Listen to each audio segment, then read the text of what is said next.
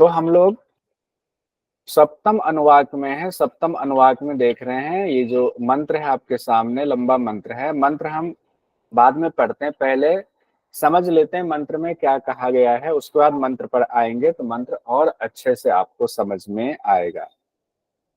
इस अनुवाक में कहा गया है, शिक्षावल्ली में ही, आधि भौतिक और आध्यात्मिक पदार्थ, यानी कि ये जो सृष्टि है उस सृष्टि में दो पदार्थों की महत्ता है।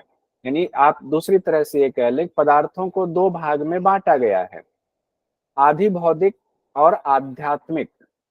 तो आधि भौतिक पदार्थ कौन से हैं, आध्यात्मिक पदार्थ कौन से हैं, ये जानना बहुत जरूरी है। और फिर ये जानने के बाद दोनों में संबंध क्या है वो भी बताया गया है कि आधि भौतिक और आध्यात्मिक में क्या संबंध है। तो पहले आधि भौतिक को तीन रूपों में बताया गया कि आधि भौतिक जितने पदार्थ हैं वो तीन रूप में आधि भौतिक पदार्थ हैं। तो लोक के रूप में, ज्योति के रूप में और स्थूल पदार्थ के रूप में। उसके बाद इसी तरीके से आध्यात्मिक पदार्थ को भी तीन रूप में बताया गया। नहीं, आध्यात्मिक पदार्थ को पहले तो सारे पदार्थों को दो भाग में बांटा गया है, आधि भौतिक और आध्यात्मिक। उसके बाद आधि भौतिक को तीन भाग में बांटा गया है, फिर आध्यात्मिक को तीन भाग में बांटा गया। आध्यात्मिक को किस में बांटा गया है, प्राण, करण समुदाय और धातु।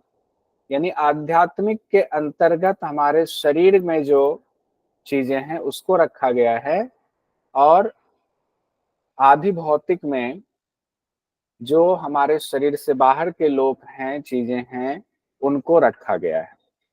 एक बार हम मंत्र पर आते हैं, क्यों इसको इतना इंपॉर्टेंस दे रहे हैं अभी पता चलेगा। क्वेश्चन हो सकता है बंच में आपसे पूछ दिया जाए। पृथ्वी अंतरिक्षम द्यौ दिशो अवांतर दिशः अग्निर्वायु आदित्यश्च चंद्रमा नक्षत्राणि आपः औषधयो वनस्पत्यः आकाश आत्मा इत्य अधिभूततम। यानी कि यहाँ तक अधिभूततम है। अब अधिभूत में क्या हो गया, पहली लाइन में पांच लोक हैं, दूसरी लाइन में पांच ज्योति हैं, और तीसरी लाइन में फिर कहा गया है जल, औषधि, वनस्पति, आकाश और आत्मा। ये तीन, इसको स्थूल पदार्थ कहा गया है। तो ऊपर के तीन लाइन को पहले हम लोग देख लेते हैं। आधि भौतिक की पहले चर्चा हो रही है। तो आधि भौतिक के तीन रूप कौन से हो गए, लोक, ज्योति और स्थूल पदार्थ। लोक, ज्योति और स्थूल पदार्थ। लोक में कौन कौन से कहे गए हैं, पृथ्वी लोक, अंतरिक्ष लोक, द्योलोक मतलब स्वर्ग लोक, दिशाएं जितने जो चारों दिशाएं हैं वो, और दिशाओं के कोण। जब दिशाओं कहते हैं ना, पूरब, पश्चिम, उत्तर, दक्षिण, तो पूरब और उत्तर के बीच में एक कोण है, फिर इधर कोण है, फिर ऊपर है और नीचे है। तो दिशाओं के कोण हो गए, तो उसमें सारे हो गए। दिशाओं के जितने भी हैं, दसों दिशाओं को आप कह सकते हैं, सारे दिशाएं उसमें शामिल हो गई।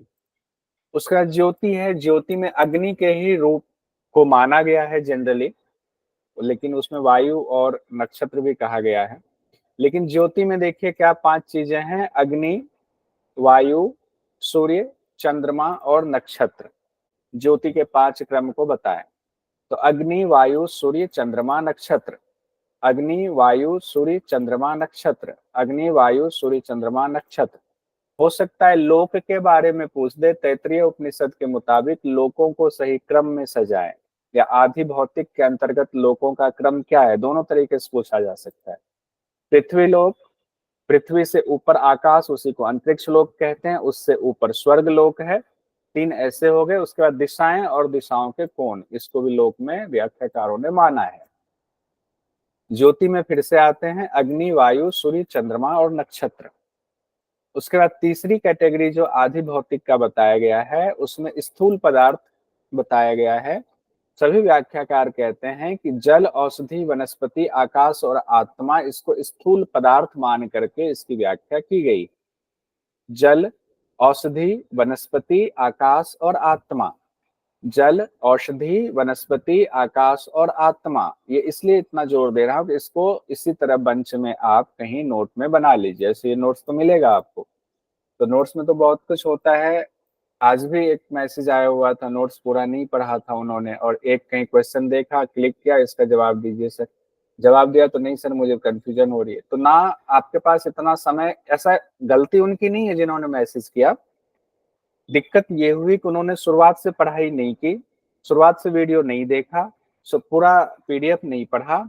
अब एग्जाम का समय है तो अंदर जो है एक धुकधुकी सी लगी होती है कि जल्दी कम समय में क्या पढ़ लें और उसका सटीक आंसर हमें मन को संतुष्टि के साथ मिल जाए, इसलिए ऐसा होता है। तो मैं चाहता हूं आपके साथ ना हो, अभी तो आपका दिसंबर में पेपर है, तो लिख भी लें, समझ भी लें, नहीं समझ आए तो बाद में वीडियो भी देख लें।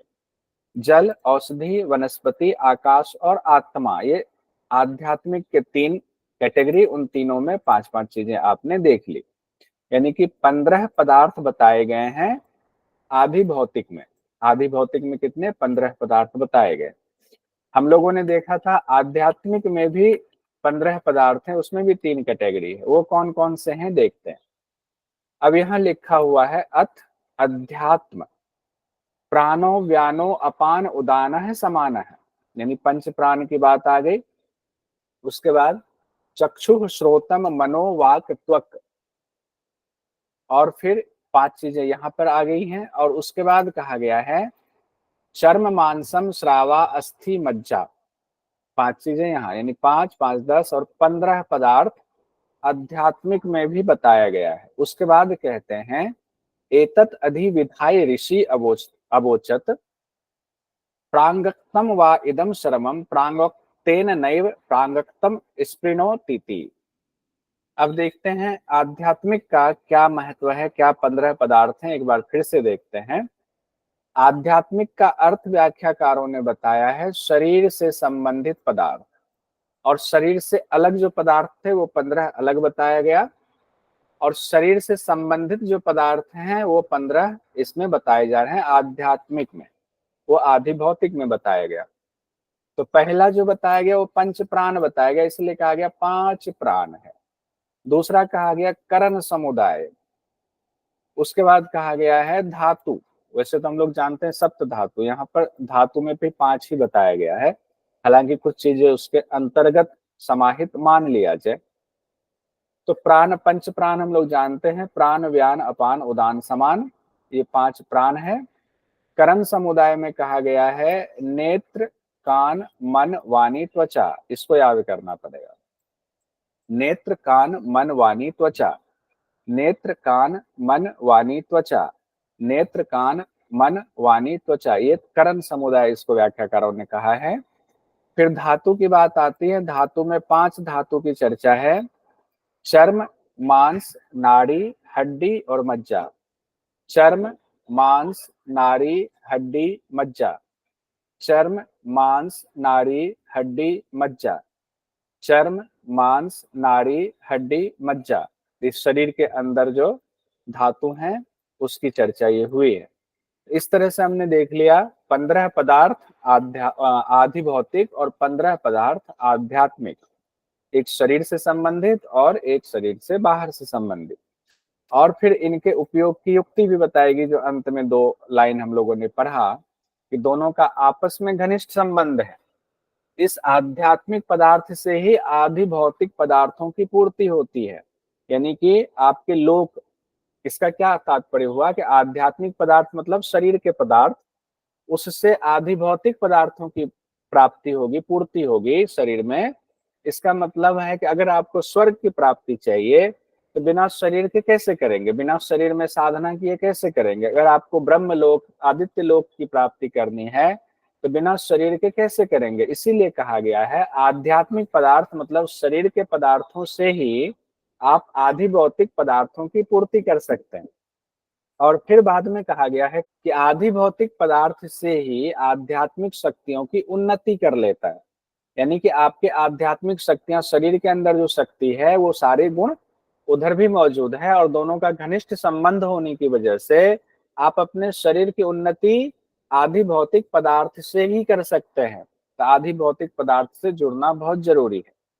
तो हम ब्रह्मांड, विश्व ब्रह्मांड के ही एक अंग है, और हमारे अंदर भी विश्व ब्रह्मांड है, तो दोनों का घनिष्ठ संबंध है, एक से दूसरे की पूर्ति हो रही है।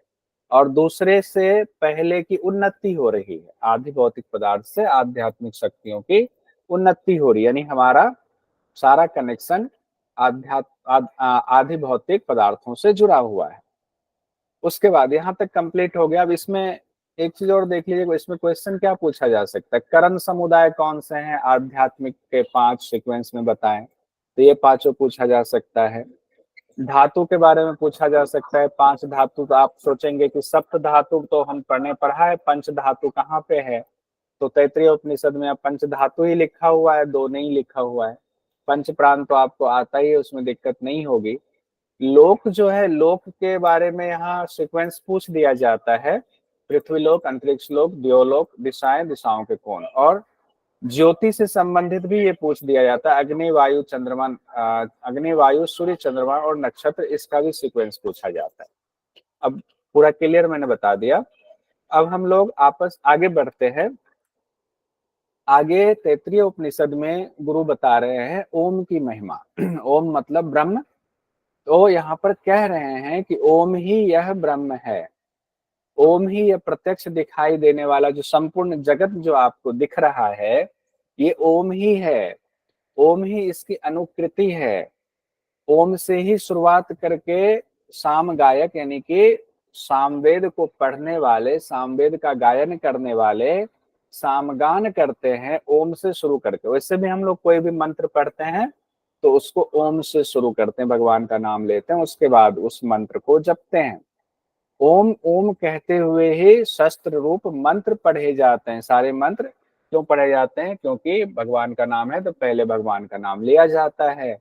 ओम से ही शुरू कर अर्धव्यू प्रतिगर मंत्र पढ़ते हैं, यानी पूजा पाठ में जो पंडित जी होते हैं वो ओम से ही शुरू करके कोई भी मंत्र पढ़ते हैं। ओम कह के ही अग्नि में आहुति डाली जाती है। अध्ययन के समय ब्राह्मण ओम कह के ही ब्रह्म को प्राप्त करने की बात कहते हैं, यानी ओम से ही शुरुआत क्यों हो रही, क्योंकि ओम ही ब्रह्म है। ये हमारे मनोमस्तिष्क में बैठा हुआ है, हमारी सभ्यता संस्कृति का एक हिस्सा बन चुका है। ओम के द्वारा ही ब्रह्म को प्राप्त किया जा सकता है। ओम ही ब्रह्म है, लेकिन ओम चूंकि एक शब्द है, ओम चूंकि एक अक्षर है, तो उस अक्षर के द्वारा, मतलब सोचिए कि उस ब्रह्म, जो ओम खुद में एक ब्रह्म है, सब जगह मौजूद है, उसकी प्राप्ति का साधन ये शब्द रूप ओम है, लेकिन भावना से जुड़ेंगे तब। पातंजलि योग दर्शन में कहा गया ना, तज्जपस तदर्थ भावनम, उस प्रणव का जाप भावना के साथ करेंगे तो आपको ईश्वर की प्राप्ति होगी।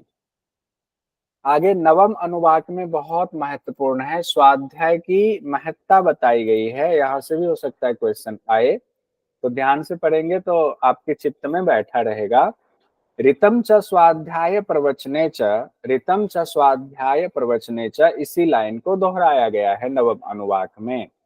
कहा गया है कि अध्ययन अध्यापन के साथ, अध्ययन मतलब जो विद्यार्थी पढ़ रहे हैं, जो पढ़ा रहे शिक्षक, तो दोनों के, यानी अध्ययन अध्यापन के साथ साथ शास्त्रों में बताए गए मार्ग पर खुद भी चलना चाहिए, यानी कि दोनों को चलना चाहिए। छात्र को तो शास्त्रों में जो मार्ग बताया गया गुरु के प्रति कर्तव्य, उसका पालन करना ही चाहिए। गुरु की भी जिम्मेदारी है, शिक्षक की भी जिम्मेदारी है, वो भी शास्त्र में जो मार्ग बताए गए हैं उसका अनुपालन करे। ऐसा नहीं कि गुरु बोले या शिक्षक बोले कि छात्र तुम तो अनुपालन करो, हम नहीं कर रहे हैं, या वो नहीं कर रहे हैं, तो ये गलत हो जाएगा। यहाँ पर उसकी शिक्षा दी गई है ब्रह्म भगवान के द्वारा। क्योंकि देखिए वेद में जो भी चीजें, जो भी मंत्र हैं, वो तो मंत्र दृष्टा ऋषियों ने देखा है, लेकिन मंत्र दिया किनके द्वारा है, भगवान के द्वारा। तो इसको भगवान की ही वाणी मान करके इन मंत्रों को हम आगे पढ़ते हैं। यही बात उपदेश देने वाले और सुनने वाले दोनों पर लागू होता है, साफ साफ लिखा हुआ है।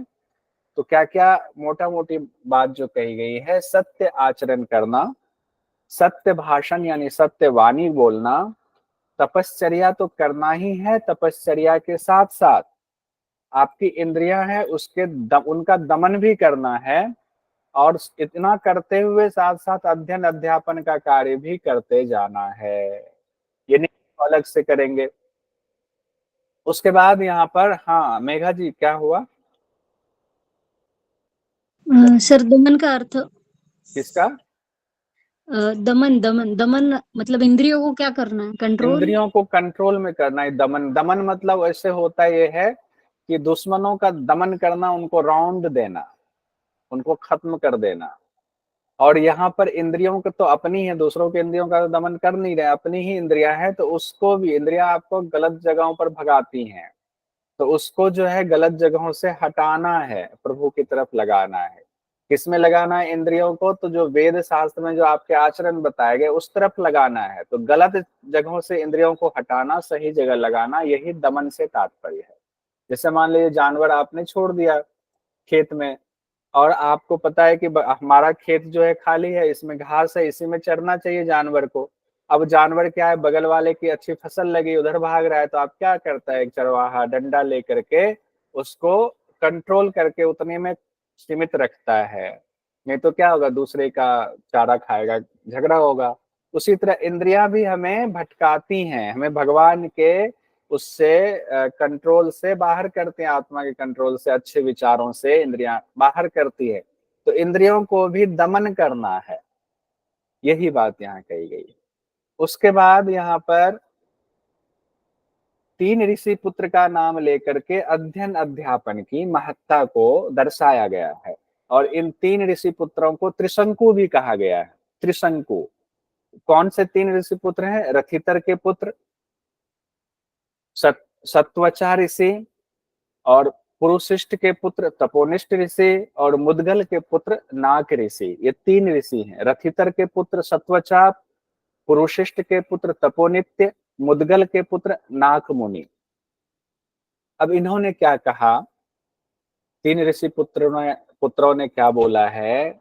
रथितर के पुत्र सत्वचा ऋषि कहते हैं सत्य ही सर्वश्रेष्ठ है, सत्य बोलो वही सर्वश्रेष्ठ है। पुरुषिष्ट के पुत्र कहते हैं तपोनिष्ठ जी कि तप ही श्रेष्ठ है, तप के अंतर्गत सत्य भी समाहित है, इसलिए तप करो।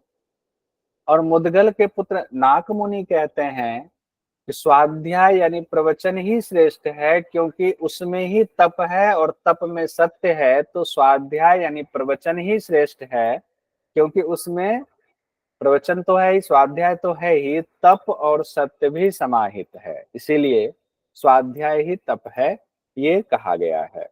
तो आपसे हो सकता है अजय रथितर के पुत्र ने क्या बोला, सत्य ही सर्वश्रेष्ठ है। पुरुष शिष्ट के पुत्र ने क्या कहा, तप ही श्रेष्ठ है। उधर सत्य ही श्रेष्ठ है, तप ही श्रेष्ठ है, फिर स्वाध्याय ही श्रेष्ठ है। तीन चीज बताई गई हैं। त्रिशंकु ऋषि ने परमात्मा को प्राप्त करने का जो अपना अनुभव बताया है, उसे ही दसम अनुवाक में, यानी अगला भी नवम अनुवाक हम पढ़ रहे थे, अब दसम अनुवाक है, उसमें बताया गया है। जब इन ऋषियों ने परमात्मा को प्राप्त करने का ये अनुभव देख लिया कि इस अनुभव के द्वारा नहीं, परमात्मा को अलग अलग रास्तों से भी प्राप्त किया जा सकता है, तो तीनों ऋषि ने अपना अपना रास्ता बताया। लेकिन तीनों ऋषि इस बात से सहमत थे कि हमारा अनुभव क्या है। कहते हैं जब आप उस अवस्था तक पहुंच जाते हैं, जब आपको आत्मदर्शन हो जाता है, तब जो ये इंद्रियों का जंजाल है, ये सृष्टि का जंजाल है, जो प्रकृति का जंजाल है, उस संसार वृक्ष को आप काट करके उससे, मतलब उससे मोह माया खत्म करने वाले आप हो जाते हैं। उसमें फंसने वाले नहीं होते। अब वो आपको कंट्रोल नहीं कर सकता, वो आपके कंट्रोल में है। उसी को यहाँ शब्द ऐसे लिखा गया है, वाक्य ऐसे लिखा गया है कि मैं संसार वृक्ष का उच्छेद करने वाला हूं। मैं इस संसार वृक्ष का, जो अश्वत्थ वृक्ष जिसको कहा गया, पीपल का उल्टा वृक्ष कहा गया, कि मैं उसका उच्छेद करने वाला, यानी कि उससे अब मेरा वैराग्य हो गया है, मैं अब उसमें फंसा नहीं हूँ, उस जंजीर से, उस पिंजरे से मैं तोड़ करके उस पिंजरे को निकलने वाला हो गया हूँ। मेरी कीर्ति पर्वत के शिखर की तरह उन्नत हो गई है। मेरी कीर्ति, कीर्ति कौन सी कीर्ति? ये झूठी कीर्ति वाला नहीं कि आपका खूब नाम हो जाए, 100 लोग आपके पांव छू रहे हैं, नहीं। वो कीर्ति मतलब क्या? वो कीर्ति इसमें है कि आपने इंद्रियों को कंट्रोल में कर लिया, आपने चित्त को कंट्रोल में कर लिया, आपने आत्मदर्शन कर लिया। तब उनको जब आत्मदर्शन कर लिया, तब कहते हैं कि मेरी कीर्ति पर्वत के शिखर की तरह उन्नत हो गई है। जिस तरह सूर्य में अन्न उत्पादन की शक्ति है, उसी तरह मैं अतिशय पवित्र अमृत स्वरूप हूँ। अब जब आत्मदर्शन होता है तो कहते हैं मैं तो अमृत स्वरूप हूँ। मैं तो अतिशय पवित्र हूँ। अतिशय का मतलब अब जरा सा भी कोई संशय नहीं है मेरी पवित्रता में। मैं पूरी तरह से पवित्र स्वरूप में हूँ, आत्म स्वरूप में हूँ। प्रकाश युक्त धन का भंडार हूँ।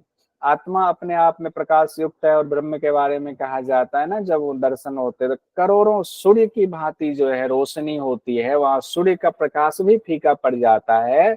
इसीलिए जो आत्म दर्शन कर लेते हैं वो कहते हैं कि मैं प्रकाश युक्त धन का भंडार हूँ, अमृत से अभिसिंचित श्रेष्ठ बुद्धि वाला हूँ। अब यहाँ हम लोगों की बुद्धि से हम ये मानते हैं कि हम बड़े बुद्धिमान हैं, दूसरे को कैसे नीचा दिखा दे और हम जो है हमारा जय जयकार हो गया। कैसे हम अपनी बुद्धि से जो है फर्स्ट आ गए, वो दूसरे पर हंस रहे हैं। लेकिन नहीं, ये बुद्धि उत्कृष्ट बुद्धि की बात आई है। अमृत से अभिसिंचित बुद्धि का मतलब है कि हमें अब हमारे मन में किसी के प्रति वैर भाव नहीं है। हम समदृष्टा हो गए हैं, हर चीज में हमें ब्रह्म के दर्शन हो रहे हैं। इसीलिए हम श्रेष्ठ बुद्धि वाले हैं। यहाँ तात्पर्य अमृत से अभिसिंचित का यही तात्पर्य है। यहाँ तक कंप्लीट हो गया त्रिशंकु ऋषि। और त्रिशंकु ऋषि ने क्या ज्ञान दिया कि उस अवस्था में क्या होता है। उसके बाद आते हैं हम लोग कि अब सामान्य जीवन कैसे जीना है उसकी चर्चा आई है। ऊपर सबसे शुरुआत में हम लोगों ने पढ़ा था, जो शनिवार की क्लास हुई थी उसमें, कि आचार्य ये कहते हैं कि हमारे पास भेजो गृहस्थों को। किनको नहीं? गृहस्थ नहीं। पहला आश्रम कौन सा है?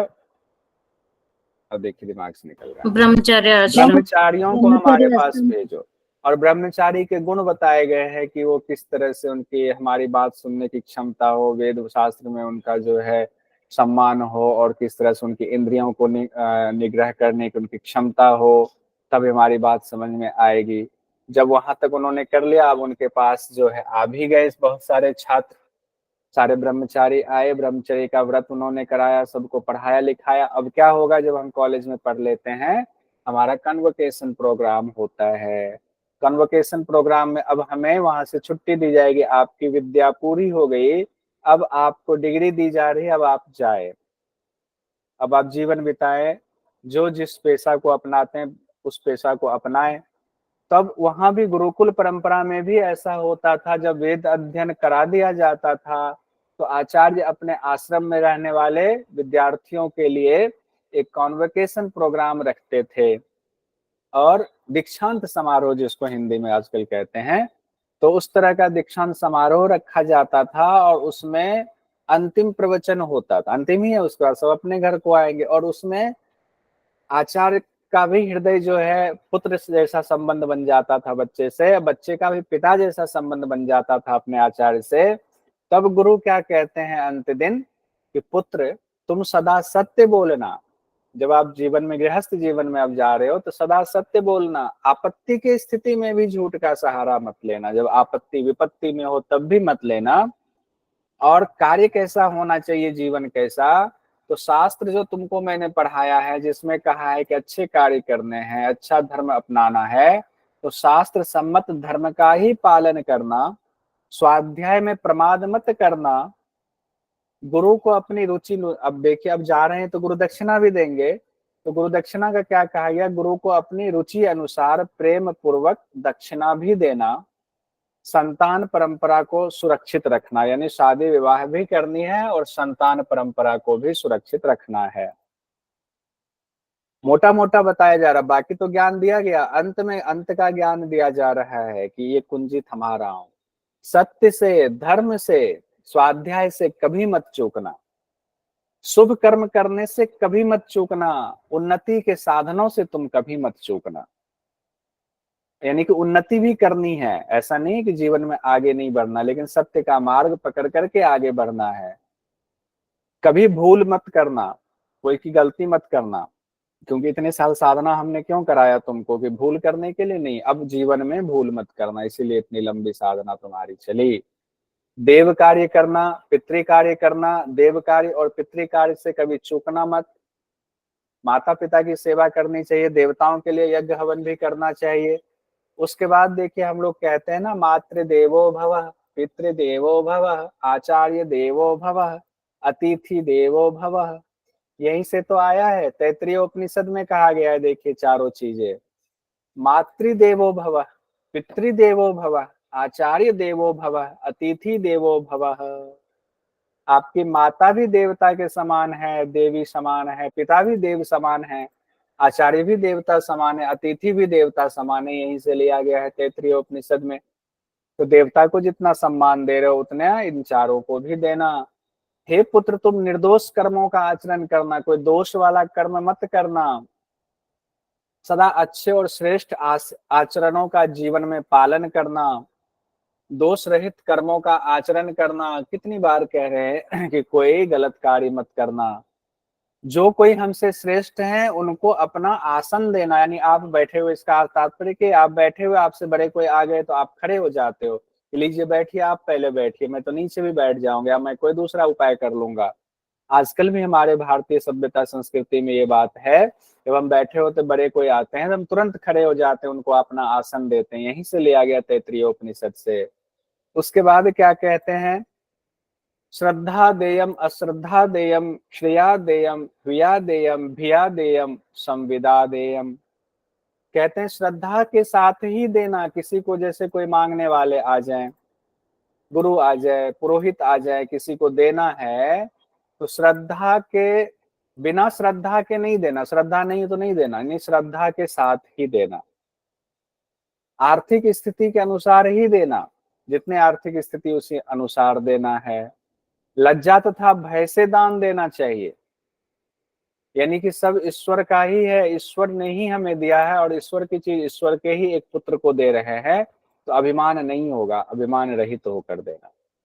आगे बहुत सुंदर प्रवचन और कहते हैं कि मान लो कि तुम जीवन जी रहे हो, कोई विकट स्थिति में फंस गए, अब ऐसी दुविधा आ गई कि आपको समझ नहीं आ रहा है इस स्थिति में हमारा कर्तव्य क्या होना चाहिए। तो यह सब कर्म करते हुए, जो कर्म बताए, तुम्हारे गृहस्थ के और बहुत सारे कर्म होंगे, कर्म करते हुए अगर तुम्हें कभी अपना कर्तव्य निश्चित करने में दुविधा हो जाए कि क्या करें क्या ना करें, बुद्धि काम नहीं कर रही है, अपनी बुद्धि से किसी निष्कर्ष तक पहुंचने में आपको कठिनाई होने लगे, तब आप क्या करोगे। देखिए, गुरु सब कुछ बताकर भेज रहे हैं, कहते हैं तब ऐसा करना कि वहां कोई उत्तम विचार रखने वाले, उचित परामर्श देने वाले, सत्कर्म सदाचार में लगे हुए, सबके साथ प्रेम पूर्वक व्यवहार करने वाले विद्वान ब्राह्मण या उनके जैसा कोई महापुरुष हो, तो उनसे आप जो है उस प्रसंग का की चर्चा करना, उनसे पूछना कि इस स्थिति में हमें क्या करना चाहिए।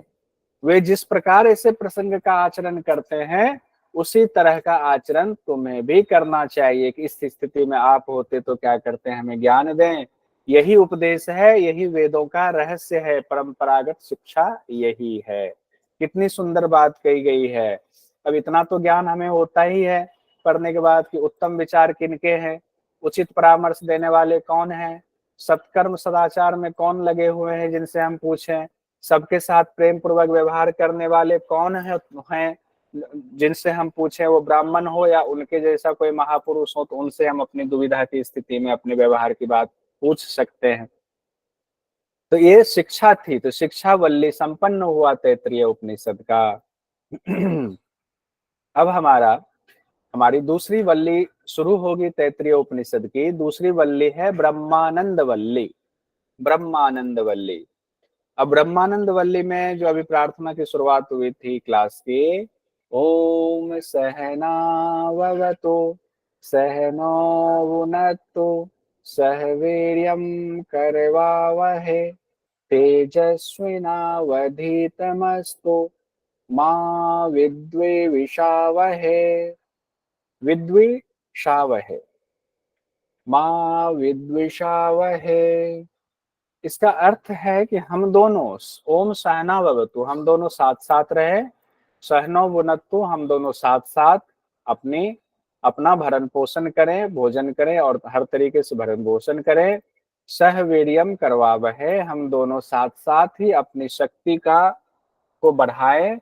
तेजस्विनावधीतमस्तु, हम दोनों अपनी पढ़ी हुई विद्या को तेजोमयी बनाएं, उसको और तीक्ष्ण बनाएं। माँ विद्वेषावहै, हम दोनों में कभी भी कोई भी द्वेष उत्पन्न ना हो, परस्पर कोई द्वेष ना हो, किसी से घृणा ना हो, किसी को उन्नति देखकर हम जले ना, कितना सुंदर कहा गया ब्रह्मानंद वल्ली में। और ब्रह्मानंद वल्ली में क्या कहा गया है, ब्रह्मावित आपनोति परम तत् ऐशा अभ्युक्ता, यानी कि ब्रह्मचारी पर ब्रह्म को प्राप्त कर लेता है, जो ब्रह्म ज्ञानी होता है, इस तरह से व्यवहार करने वाला। और ब्रह्मावित जो ब्रह्म को जानने वाला है, ब्रह्म के ज्ञानी है, ब्रह्मवित मतलब ज्ञानी, जो ब्रह्म ज्ञानी है, आपनोति परम, उस परम पद को खुद ब खुद प्राप्त कर लेता है, ऐसा कहा गया है। अब ब्रह्मानंद वल्ली में जो बहुत महत्वपूर्ण है वो है 5 कोश की चर्चा है, 5 शरीर उसी को कहा गया, उसी को 5 आत्मा भी कहा जाता है। तो पहले तत्वों की उत्पत्ति का क्रम ये भी क्वेश्चन में आता है, और फिर जो है पंचकोश की चर्चा है। तो आपसे अगर कहीं आए पंचकोश की चर्चा किस उपनिषद में की गई है, तो तैत्तिरीय उपनिषद में पंचकोश की चर्चा की गई है। अब पहले देखिए, आत्मा से आकाश की उत्पत्ति हुई, एग्जाम में आता है कई बार। आकाश की उत्पत्ति किससे हुई, आत्मा से आकाश की उत्पत्ति हुई। आकाश से वायु की उत्पत्ति हुई, फिर वायु से अग्नि की उत्पत्ति हुई, अग्नि से जल, और जल से पृथ्वी की उत्पत्ति हुई। तो पांचों महाभूत की उत्पत्ति हुई। पहले उत्पत्ति हुई आत्मा से आकाश की। कई बार पूछा जाता है आकाश की उत्पत्ति किससे हुई, आत्मा से हुई है। और वहां जो हम लोग देख रहे थे ना ज्योति विषयक में 5, तो उसमें वायु भी दिया हुआ था, क्योंकि वायु से अग्नि की उत्पत्ति हुई, इसीलिए वायु वहां पर शायद लिखा हुआ है, जो मेरा अपना मत हो रहा है। तो ये तो पहले भी आप पढ़ चुके हैं, तो बहुत ज्यादा दिक्कत नहीं होगी। पृथ्वी की उत्पत्ति होगी, तो पृथ्वी से किस चीज की उत्पत्ति हुई, तो कहते हैं पृथ्वी से औषधि की उत्पत्ति होती है। औषधि से अन्न की उत्पत्ति होती है, यानी अन्न भी औषधि है, और अन्न से मनुष्य शरीर बनता है। इसीलिए शरीर निश्चय ही अन्न रसमय है। शरीर क्या है, अन्न रसमय। तो अन्नमय कोश की चर्चा यहीं से होगी, यानी यही अन्नमय शरीर है। औषधि से अन्न उत्पन्न हुआ, तो अन्न जो है महाऔषधि भी कहा गया है, अभी देखिए आएगी वो बात। अब यहाँ पर पहला शरीर जो हमारा है वो है अन्नमय शरीर। अन्नमय शरीर के बारे में कहते हैं, पक्षी से इस अन्नमय शरीर की तुलना करें, अगर अपने शरीर की तुलना नहीं हो पा रही, तो एक पक्षी को वहां पर लाया लाया गया है, उनसे कह रहे हैं तुलना करें पक्षी से अन्नमय। मान लीजिए कि आपका शरीर पक्षी का शरीर है, यही अन्नमय है, तो आपका जो सिर है वो उस अन्नमय शरीर वाले पक्षी का सिर है। आपका दाहिना भुजा दाहिना पंख है, बायां भुजा बायां पंख है। शरीर का मध्य भाग ही उस पक्षी का मध्य भाग है। दोनों पैर जो है वो पक्षी की पूंछ है एवं प्रतिष्ठा है। दोनों पैर क्या है, पूंछ और प्रतिष्ठा, यानी आधार है। इस तरह से कहा गया। अब अन्नमय शरीर की महिमा के बारे में कहते हैं कि अन्नमय, अन्न से अन्नमय शरीर बना है, तो अन्नमय शरीर क्या है और अन्न क्या है। तो अन्न की महिमा पहले है, कहते हैं पृथ्वी लोक का प्राणी अन्न से ही उत्पन्न हुआ। अभी कहा है अन्न से जो है शरीर का पोषण होता है, तो पृथ्वी लोक का प्राणी अन्न से ही उत्पन्न होते हैं, अन्न से ही बढ़ते हैं, और अन्न में ही मिली विलीन हो जाते हैं।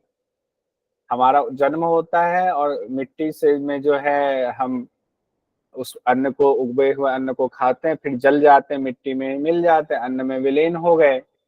इसीलिए अन्न सब भूतों से श्रेष्ठ है, क्योंकि अन्न से ही उत्पत्ति, अन्न से ही बढ़ना है, अन्न में ही विलीन हो जाना है। इसीलिए अन्न सब भूतों से श्रेष्ठ है। इसीलिए अन्न को क्या कहा गया है, सर्व औषधम कहा गया है अन्न को।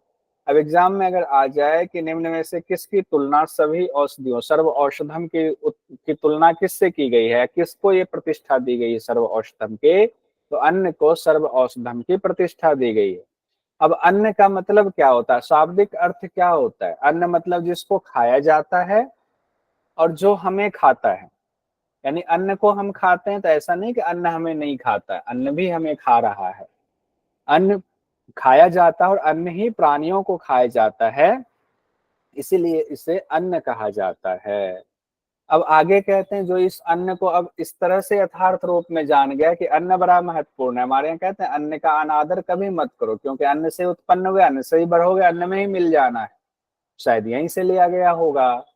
कहते हैं जो अन्न को इस यथार्थ रूप में जानता है, वे अवश्य ही समस्त अन्न को प्राप्त कर लेते हैं। अब उसके बाद दूसरा शरीर आता है प्राणमय शरीर।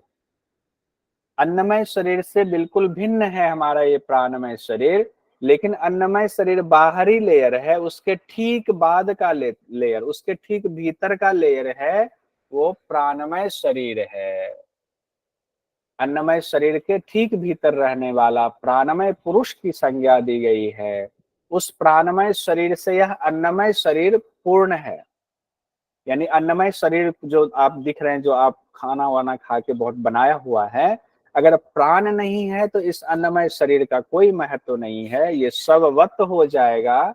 इसीलिए कहा गया है कि प्राणमय शरीर से ये अन्नमय शरीर पूर्ण है।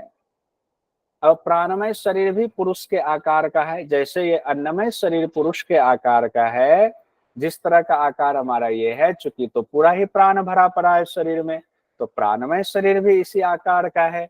इसीलिए प्राणमय शरीर की तुलना भी एक पक्षी से के शरीर से की गई है। और देखिए, प्राण का प्राण का सिर, सिर जो है वो पक्षी का सिर ही प्राण है, पक्षी का बायां पंख ही अपान है, पक्षी का दायां पंख ही व्यान है, पक्षी का शरीर ही आकाश है, यानी कि आकाश को समान वायु कहा गया है, और पक्षी की पूंछ जो है वो पृथ्वी है। पूंछ और आधार, पृथ्वी पूंछ और आधार है। यह प्राणमय शरीर ही अन्नमय शरीर की अंतरात्मा है। तो अब आपसे ऐसे भी क्वेश्चन आ सकता है, बाहर जो शरीर है अन्नमय शरीर है, उसकी अंतरात्मा कौन है? प्राणमय शरीर। प्राणमय शरीर की अंतरात्मा कौन है? उसकी अंतरात्मा कौन है? तो एक एक लेयर आप नीचे चलते जाएंगे, उसकी अंतरात्मा वो है। ये पूरा एक एक कोश में बताया गया है। अब यहाँ एग्जाम में क्या पूछा जाता है कि प्राणमय शरीर में सिर, पक्षी के सिर की तुलना किस किस से की गई है? तो चार तो प्राण यहाँ बताए गए। प्राण की तुलना पक्षी के सिर से की गई है, अपान की तुलना बाएं पंख से की गई है, व्यान की तुलना दाहिने पंख से की गई है, और शरीर की तुलना चूंकि बीच में है तो उसको आकाश कहा गया, उसी को समान वायु कहा गया है, आकाश को ही। और इसमें उदान वायु की चर्चा नहीं है, ध्यान रखेंगे। पृथ्वी पूंछ और आधार कहा गया। पृथ्वी को क्या कहा गया है? पूंछ और आधार कहा गया है। उसके बाद कहते हैं देवता, मनुष्य, पशु आदि प्राण का अनुसरण करके ही जीवित रहते हैं। ऐसा नहीं कि देवता को प्राण के अनुसरण की जरूरत नहीं है। इसीलिए तो हठ योग के ग्रंथों में कहा गया ब्रह्मा आदि देवता भी प्राणायाम का अभ्यास करते रहते हैं ताकि उनकी उम्र बढ़ती रहे। प्राण ही प्राणियों की आयु है, इसीलिए यह सबकी आयु है। कौन किसकी आयु है? प्राण ही प्राणियों की आयु है। कहते हैं इस तरह से जब पूरी तरह भाव में आप इस प्राण को समझ जाते हैं और फिर इस प्राण को समझ करके ब्रह्म की उपासना करते हैं, तब कहते हैं निस्संदेह समस्त आयु को प्राप्त कर लेता है वो मनुष्य या वो देव, तो जो इस यथार्थ स्वरूप को समझता है। अब तीसरा है हमारा, प्राण के अंदर का शरीर क्या है? मनोमय शरीर।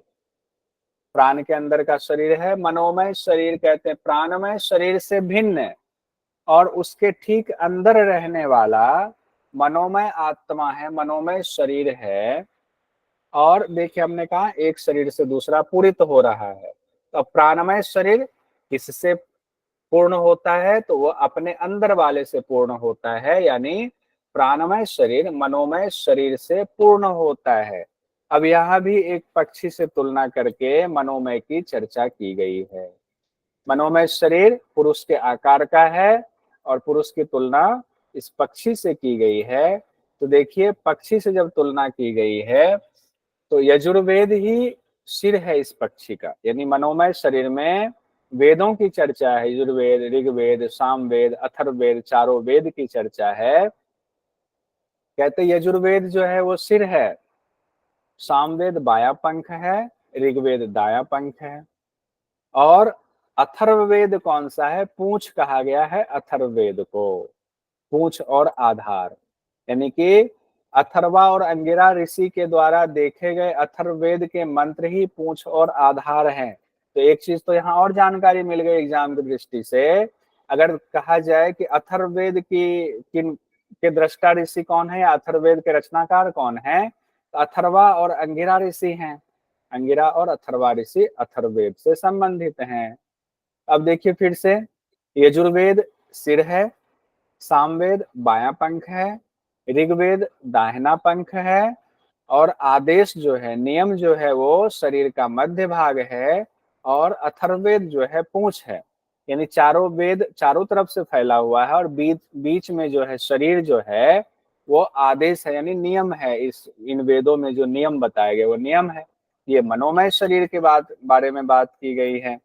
हम जो मन को चलाते हैं कैसे चलाना है, वेद शास्त्रों में जो बात कही गई है उसी के हिसाब से चलाना है, हमें चलना है। महिमा क्या बताई गई है, जहां से मन के सहित वाणी आदि इंद्रियां उसे ना पाकर लौट आता है, उस ब्रह्म के आनंद को जानने वाला पुरुष कभी भय नहीं करता है। यह मनोमय कोश क्या है, प्राणमय शरीर की अंतरात्मा है। चूंकि प्राणमय के बाद मनोमय कोश है, तो मनोमय कोश किसकी अंतरात्मा हो गई, प्राणमय की। प्राणमय किसकी अंतरात्मा है, तो अपने से ऊपर वाले अन्नमय कोश की अंतरात्मा है। अब हम आते हैं विज्ञानमय शरीर में। चौथे नंबर पर हमारा विज्ञान में, पहला था अन्नमय शरीर, फिर प्राणमय शरीर, फिर हमारा मनोमय शरीर आया, और उसके बाद चौथे नंबर पर विज्ञानमय शरीर की चर्चा हो रही है। कहते हैं मनोमय शरीर से भिन्न उसके अंदर रहने वाला, यानी मनोमय के अंदर विज्ञानमय है, अंदर रहने वाला विज्ञानमय शरीर है, विज्ञानमय आत्मा है। उस विज्ञानमय शरीर से यह मनोमय शरीर पूर्ण है। तो अंदर वाले से ऊपर वाला पूर्ण होता है, यही बात हर जगह कही जा रही है। अब ये विज्ञानमय शरीर की तुलना करते हैं, विज्ञानमय शरीर में कौन कौन सी बातें आती है, 5 चीजें, जिसके पक्षी के रूपी शरीर से 5 तुलना करेंगे। तो विज्ञानमय शरीर जो है पुरुष के आकार का है, वो शरीर भी पुरुष के आकार का है, और पुरुष की तुलना शुरुआत में ही पक्षी से की गई है। तो कहते हैं श्रद्धा ही उस पक्षी का सिर है, यानी कि विज्ञानमय शरीर में जो श्रद्धा है वही सिर है। तो पक्षी से तुलना करते हुए कह रहे हैं, तो यानी हमारी जो श्रद्धा है उसको सिर है, सिर की तरह उसको महत्वपूर्ण समझना चाहिए। श्रद्धा को गुरु के प्रति श्रद्धा है, शास्त्र के प्रति श्रद्धा है, गुरु की वाणी के प्रति श्रद्धा है, गुरु के चरणों में श्रद्धा है, कैसे भी कह सकते हैं। सत्य भाषण बायां पंख है, हमेशा जो है साथ रखना चाहिए, सत्य भाषण करना चाहिए। और रित और सदाचार जो है, आपका आचरण जो है, अच्छा आचरण, आपका सात्विक भाव वाला आचरण जो है वो दाहिना पंख है, उसको रित कहा गया है। रित मतलब सदाचार होता है। और उसके बाद कहा गया है मह नाम से प्रसिद्ध परमात्मा ही पुच्छ और आधार है। आधार क्या है, मह नाम से कहा गया परमात्मा है। फिर ये शरीर क्या है जो मध्य भाग में है, तो इस शरीर के बारे में कहा गया है योग है ये शरीर, सबका समन्वय है ये शरीर। योग कहा गया है बीच वाले शरीर के मध्य भाग को, यानी परमात्मा में एकाग्रता बनाए रखते हैं, ये शरीर का मध्य भाग है। तो एक बार फिर से देखिए, श्रद्धा ही सिर है, सत्य भाषण ही बायां पंख है, रित ही दाहिना पंख है, योग ही मध्य भाग शरीर का है, और मह ही पुच्छ है और आधार है। तो हमारा भावना कैसी होनी चाहिए, योगमय भावना होनी चाहिए। क्यों, क्योंकि हमारा आधार परमात्मा है, इसीलिए हमारे अंदर योग रहनी चाहिए। महिमा में क्या कहते हैं, विज्ञानमय शरीर की महिमा में, कि विज्ञान ही यज्ञों का विस्तार करता है, कर्मों का भी विस्तार करता है। सब देव सर्वश्रेष्ठ ब्रह्म के रूप में ही विज्ञान की सेवा करते हैं। अगर कोई विज्ञान को ब्रह्म रूप जानकर उपासना करता है तो वह प्रमाद नहीं करता है, निश्चय से कभी विचलित नहीं होता है, पाप को शरीर में छोड़कर समस्त भोगों को अनुभव करता है। इसका तात्पर्य क्या हुआ, एक शब्द आ रहा है बार बार, विज्ञान क्या है। विज्ञान क्या, आजकल हम लोग साइंस पढ़ते हैं, साइंस क्या, साइंस में क्या होता है, तत्व होते हैं, अलग अलग पदार्थ की चर्चा होती है, अलग अलग केमिकल की चर्चा होती है, उनके बीच एक संबंध होता है। तो यहाँ पर विज्ञान का क्या तात्पर्य होगा, चूंकि हम लोग आध्यात्मिक ग्रंथ पढ़ रहे हैं, यहाँ विज्ञान से तात्पर्य ये है कि वो जो ब्रह्म है और हमारा जो योग है आत्मा है, और ये जो सृष्टि है, सब में अलग अलग तत्व है। यानी विज्ञानमय शरीर तक जब हम पहुंचते हैं, हमें उन तत्वों का साक्षात्कार हो जाता है। उन तत्वों को और उनके बीच की संरचना को, उनके बीच के संबंध को हम सत्य रूप में देख लेते हैं, तो उसी को विज्ञान कहा जाता है। कहते हैं विज्ञान ही यज्ञों का आधार है, विस्तार है, कर्मों का भी विस्तार वो विज्ञान ही है। यानी जितनी सृष्टि की रचना है, सारे तत्व है, कोई तत्व क्यों आया हुआ है, कोई बुराई क्यों है, अच्छाई क्यों है, हमारे साथ कोई घटना क्यों हो गई, हम आत्मा है, हमारा ये शरीर है तो वो प्रकृति का अंग है, हमारा कर्तव्य क्या बनता है, तो ब्रह्म से जुड़ना, कैसे जुड़ना है, तो उसकी विधि विधान गुरु ने बताई हुई है। ये सब कुछ विज्ञान के अंतर्गत आ जाता है, तत्व सहित। कहते हैं कोई विज्ञान को ब्रह्म रूप जान करके, अब जितना सब कुछ इस संरचना है जब उसको आप ब्रह्म रूप जान करके उपासना करते हैं तो आपको कभी प्रमाद नहीं होता है, कभी मन में दुख नहीं होगा, कभी आप अपने निश्चय से कि हमें मोक्ष प्राप्त करना है, उस निश्चय से भी कभी आप विचलित नहीं होते हैं, और पाप को शरीर में ही छोड़ देते हैं, समस्त भोगों का अनुभव करते हैं। अब आते हैं अंतिम जो शरीर है हमारा, आनंदमय शरीर है।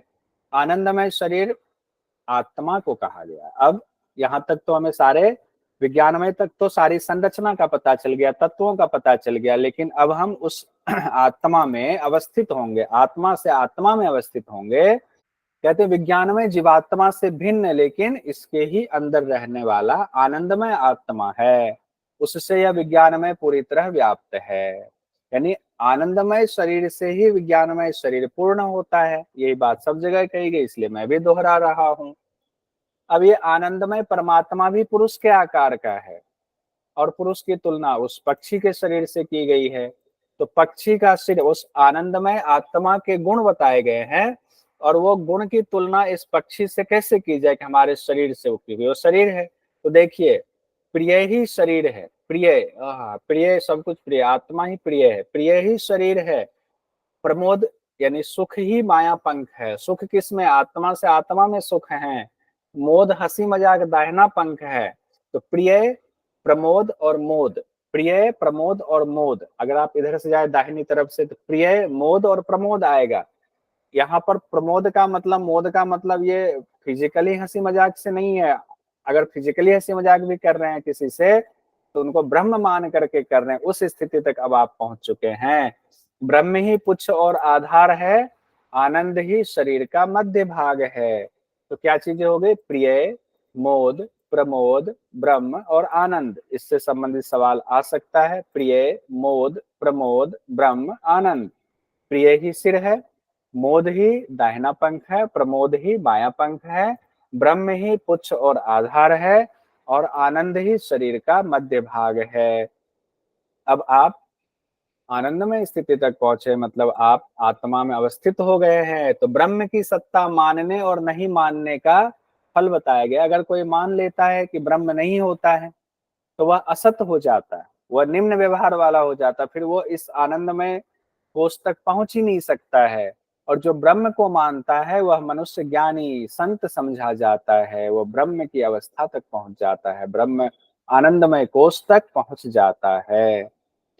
आज हम लोग यहीं तक रहने देते हैं, या एक बार ये वाला देख लेते हैं, पांचों शरीर को एक साथ। अन्नमय शरीर, प्राणमय, मनोमय, विज्ञानमय, आनंदमय शरीर सीक्वेंस में है। आनंदमय अन्नमय शरीर किससे पुष्ट होता है? अन्न से। प्राणमय शरीर किससे पुष्ट होता है? प्राण से। मनोमय शरीर किससे पुष्ट होता है? वेद के अध्ययन वगैरह से, श्रुति से, वेद से होता है। विज्ञानमय शरीर किससे पुष्ट होता है? श्रद्धा से, सत से, रित से, इससे पुष्ट होता है। आनंदमय शरीर किससे पुष्ट होता है? आनंद से पुष्ट होता है। अन्नमय शरीर मनुष्य का शरीर होता है, जो शरीर दिख रहा है फिजिकली। प्राणमय शरीर को मनुष्य की आयु कहा गया है। मनोमय शरीर को मनुष्य का ज्ञान कहा गया है। विज्ञानमय शरीर को मनुष्य की आत्मा कहा गया है। और आनंदमय शरीर तो स्वयं ब्रह्म है। कितनी सुंदर व्याख्या की गई है।